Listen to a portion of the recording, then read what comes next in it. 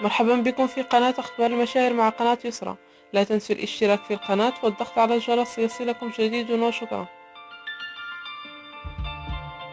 أشعلت النجمة سونام كابور مواقع التواصل الاجتماعي وأهم المواقع الفنية بجلسة تصوير جديدة لها بمناسبة عيد الهيلوين الذي يصادف يوم السبت 31 أكتوبر.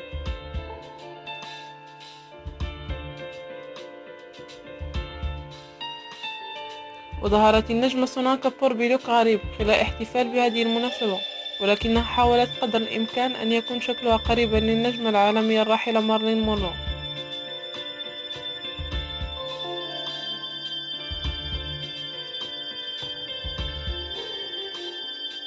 وظهرت النجمة سونام خلال جلسة تصوير بباروكة شقراء، واعتمدت نفس مكياج النجمة الراحلة مارلي.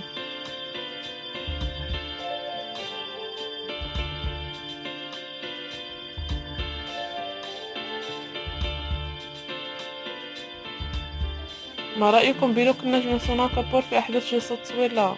شاركونا رأيكم من خلال التعليقات.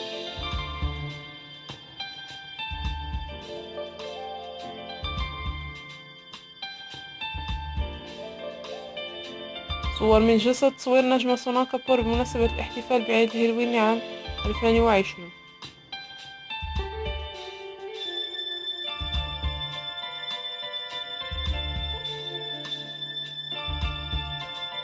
صور من كواليس جلسة تصوير نجمة سونام كابور.